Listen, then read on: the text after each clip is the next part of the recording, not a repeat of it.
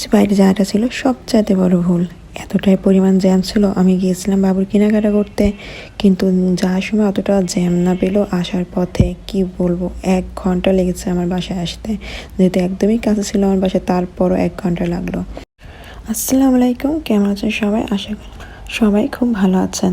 তো আমি মার্কেটে এসেছিলাম আমার বাবু শীতের কেনাকাটা করতে।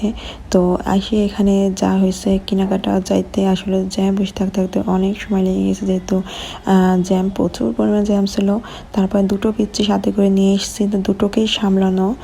আবার আমার বাবু আজকে খুব কান্নাকাটি করছিল, অনেক টাইম লেগেছিলো বাইরে ঘুরতে, তো যার কারণে ওর ক্ষুধাও লেগে গেছিলো। তারপর সাথে ছোটো বাচ্চা নিয়ে আসলে যা হয়, একটা কিনতে গেলে আর একটা চায়, আর একটা কিনতে গেলে আর একটা চায়, আর খেলনা দেখতে ওদের মাথায় ঠিক থাকে না। তো যাই হোক কেনাকাটা করলাম। তো এই কেনাকাটা করার শেষে আমি খুব দ্রুত বাসা যাওয়ার চেষ্টা করছিলাম, কিন্তু রাস্তায় দেরি হয়ে গেল। আসলে বাচ্চা কাচ্চা নিয়ে গেলে তখন নিজের জন্য কেনাকাটা করার প্রতি একদম ইন্টারেস্ট থাকে না, তারপরও নিজের হয়তো কিছু কিনতে হয়। তো আমিও আমার জন্য কিছু কেনাকাটা করছিলাম, ইচ্ছা ছিল আরও কিছু সময় মার্কেটে থাকবো, কিন্তু ওইটা আরও হয়নি, যেহেতু সন্ধ্যের পরে আমরা বের হয়েছিলাম আর তাড়াতাড়ি বাসায় আসতে হবে। তো অল্প কিছু কেনাকাটা করে চলে আসছি বাবুর জন্য, শীতের কেনাকাটা যেহেতু, তো ওর জন্যই কেনাকাটা করলাম বেশি। তারপরে আমার নিজের জন্য কিছু কিনে নিয়ে চলে আসলাম। শীতের বেলা তো আসলে কখন চলে যায় বোঝাই যায় না। তো যাই হোক বিকেল বের হয়েছিলাম, আর আজকে মার্কেটে যাওয়ার আগে কি কি রান্না করলাম সব কিছু এখন আপনাদের সাথে শেয়ার করব। তো শীতের সময় ফ্রিজের কাছে একদমই যাওয়া যায় না, এতটাই ঠান্ডা লাগতেছে, তারপরে বরফ ছাড়াতে অনেক সময় লেগে যায়। তো আমি তাড়াতাড়ি সকাল সকাল বের করে রাখছিলাম, টাকি মাছ দিয়ে আজকে লাউ শাক রান্না হবে। তো এগুলো মা সব গুছগাছ করে দিয়েছিল আমাকে। তো এখানে দিয়ে দিলাম মশলা, আর রান্নাগুলো মাই করবে, আমি সাথে গেছিলাম আর কি। তো এখানে কিছুটা আদা, কিছুটা রসুন, অল্প একটু পেঁয়াজ পেস্ট করে মশলাটা ভিতরে টাকি মাছটা সুন্দরভাবে কষায় নিয়ে আগে তুলে রাখা হয়েছে। এখন এটা একটু সিদ্ধ করতে হবে, লাউ শাকটা একটু নরম হয়ে আসলে এর ভিতর দিয়ে দেবে মাছগুলো, আর দিয়ে দেওয়ার পর এখানে দিয়ে দেবে পানি। আর এটা কিন্তু খুবই মজা, লাউ শাক দিয়ে। আসলে চিংড়ি মাছটা খুব ভালো লাগে, যেহেতু আমি চিংড়ি মাছ খাই না, তো এটার জন্যই টাকি মাছ দেওয়া হয়েছে। চিংড়ি মাছটা খাওয়া হলে চিংড়ি মাছটাই হয়তো দিত।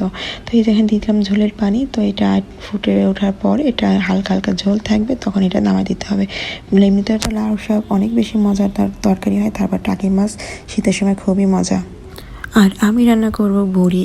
তো মা বললো যে একটা তরকারি আমি রান্না করি, তো আমি ভাবলাম যে আজকে ভুড়ি রান্না করি। তো এখানে দিয়ে দিলাম আমি পরিমাণ মতো অনেকখানি পেঁয়াজ, আর এখানে পেঁয়াজ বাটাও দিলাম, আদা বাটা দিলাম, আর রসুন বাটা দিলাম। আর আমি কিছুটা রসুন দেবো আস্ত, এরকম আস্ত রসুন দিলে আমার ভুড়ির ভিতরে ভীষণ ভালো লাগে। আর দিয়ে দেবো এখানে সব মশলা একসাথে নিয়ে নিলাম, এটা আমি গুলাই দিয়ে দেবো যাতে করে কালারটা বেশ ভালো আসে। তো এখানে মশলাটা কষানো হয়ে গেলে তার ভিতর দিয়ে দেবো আমি শুকনো মরিচ।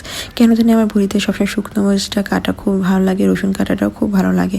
তো এটা খুব ভাজা ভাজা করে কষাই নেওয়ার পর এখানে ভুড়িগুলো আগের থেকে মা সব পরিষ্কার করে এনেছিল, একদম ধুয়ে ধায়ে সব কিছু কেটে হলুদ লবণ দিয়ে সিদ্ধ করে সব করা ছিল, শুধু এটা রান্না করতে হবে। তো এটা ডিপ থেকে বের করে আমি এটা রান্না বসে দিচ্ছি। আর এটা হচ্ছে আপনার খুবই একটা সুন্দর কালার আসে, মশলাটা দিলে লাল লাল একটা ভাব চলে আসে।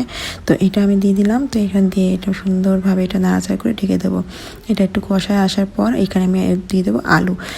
ভুড়ি রান্না হলে কিন্তু আর কিচ্ছু লাগে না, ভুড়ি আমার ভীষণ পছন্দের। অনেকে আছে ভুড়ি রান্না খায় না, কিন্তু আমার ভুড়ি রান্না ভীষণ ভালো লাগে গরম গরম ভাতের সাথে, খুবই মজা। তো এখানে আমি দিয়ে দিচ্ছি আলুটাও খুব সুন্দরভাবে কাটলাম, যেহেতু আলুটা দিলে ভুড়িটা আরও বেশি মজা হয়ে যায়। এখানে দিয়ে দিচ্ছিলাম ঝোলের পানি।